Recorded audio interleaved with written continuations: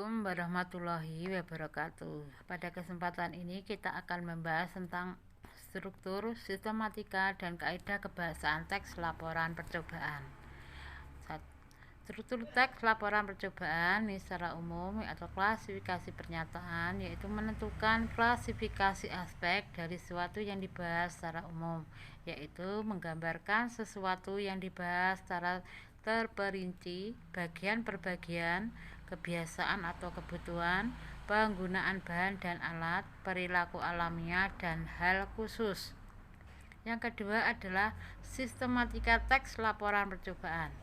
Selain disajikan dalam bentuk eksplanasi dan deskripsi, laporan percobaan dapat disajikan secara sistematik seperti penulisan karya ilmiah. Sistematika laporan percobaan itu adalah sebagai berikut. 1. Judul, 2. Objek, 3. Pelaku percobaan, 4. Tempat dan waktu percobaan, 5. Tujuan, 6. Bahan atau alat, 7. Langkah, 8. Hasil laporan percobaan, 9. Simpulan, 10. Daftar pustaka. Judul, di sini sebelum kalian melakukan percobaan, kamu harus menentukan judulnya. Jadi judulnya apa? Itu kamu tulis di sini. Kemudian setelah kamu tulis judulnya, kemudian kamu tentukan objeknya. Objek yang akan kamu gunakan dalam melakukan percobaan itu apa? Jadi kamu tulis di situ. Kemudian yang ketiga adalah pelaku percobaan. Pelaku percobaan di sini adalah siapa yang melakukan percobaan itu?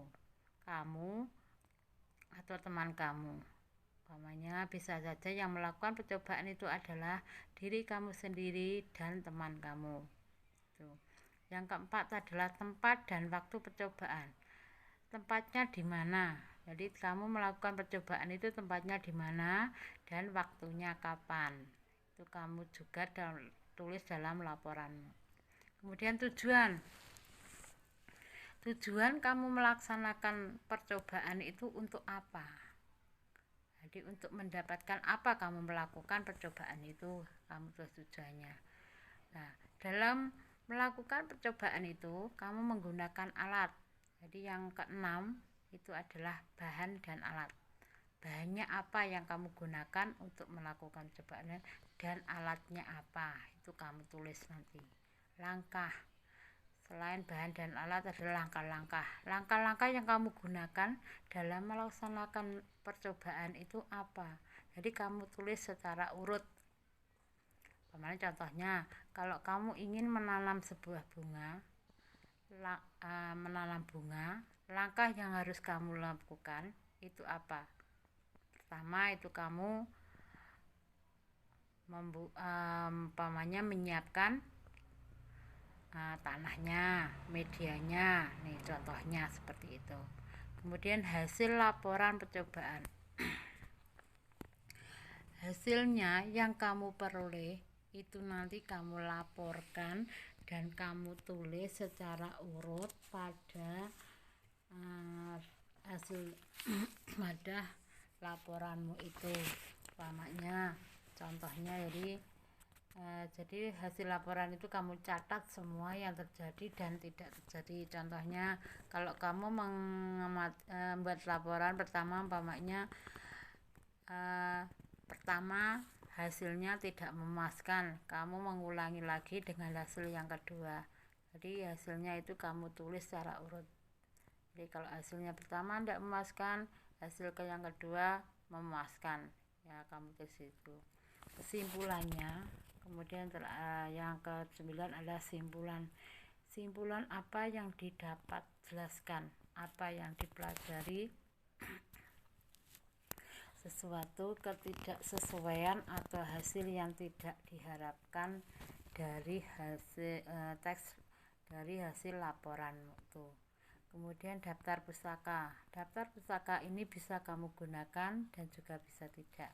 Umpamanya kalau kamu menggunakan selain laporanmu itu dari pengamatanmu itu sendiri, dan selain itu juga kamu menggunakan dari buku yang lain itu bisa kamu masukkan daftar pustakanya dari buku apa itu kamu tulis di situ. Kalau kamu tidak menggunakan buku berarti kamu tidak perlu menulis daftar pustaka. Kemudian yang ketiga adalah kaidah kebahasaan teks laporan percobaan. Ini ada 8. Pertama, memperkenalkan aspek umum atau kelompok generik, kelompok atau generik. Nah, yang dimaksud dengan memperkenalkan aspek umum di sini adalah contohnya adalah kendaraan roda 2, kemudian keluarga kucing, ikan air tawar, unggas, reptil. Contohnya itu rekomend. Nah, dari yang dimaksud di sini adalah kelompok berarti umpamanya kendaraan umum, transport kendaraan roda 2 itu nanti kamu dimasukkan dalam transportasi. Kemudian kalau keluarga kucing, unggas itu masukkan dalam hewan. Yang kedua adalah menggunakan kata tugas hubungan logis.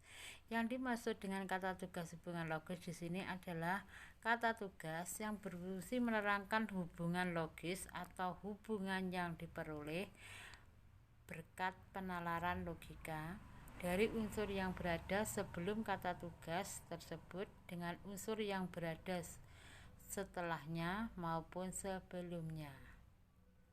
Yang ketiga, menggunakan kalimat aktif. Apa yang dimaksud dengan kalimat aktif di sini? Kalimat aktif adalah kalimat yang subjeknya menjadi pelaku dari sebuah pekerjaan ataupun kejadian. Contoh, itu nanti bisa kamu lihat di buku modul. Jadi dari buku modul itu kamu pelajari apa tuh yang dimaksud dengan kalimat aktif itu. Nah, itu bisa kamu dilihat di situ. Selanjutnya adalah menggunakan kata serapan atau istilah khusus sesuai bidang ilmu yang berkaitan dengan aspek yang diamati. Jadi di sini dalam melakukan percobaan itu kalian bisa menggunakan kata serapan, jadi istilah asing. Jadi ada kata yang diserap dari bahasa asing maupun bahasa Jawa tetapi sudah dimasukkan dalam kaidah bahasa Indonesia.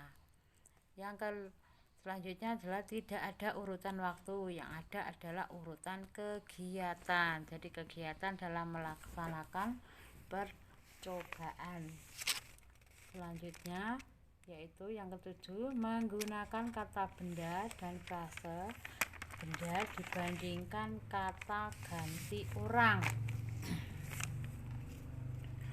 Di sini penggunaan kata ganti orang sangat terbatas. Jadi yang dimaksud di sini kata benda atau nomina adalah kelas kata yang menyatakan nama dari seseorang, tempat atau suatu benda dan segala yang dibendakan. Kemudian frase adalah satuan yang terdiri atas 2 kata atau lebih yang menduduki satu fungsi kalimat. Ini juga bisa kamu pelajari dari buku modul. Kemudian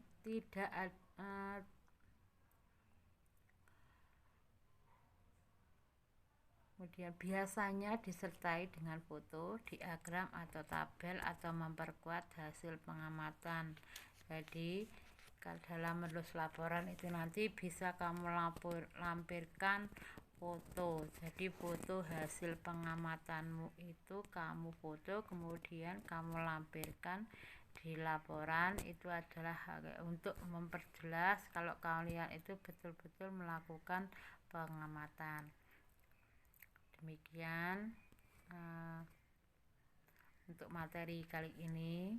Untuk selanjutnya adalah tugas kalian itu adalah mengerjakan buku paket halaman 31. Kamu buat itu sebuah laporan percobaan. Itu contohnya juga bisa kamu lihat di buku modul halaman 9. Jadi tugas kamu kerjakan di buku atau kertas folio. Nah, nanti dikumpulkan minggu depan.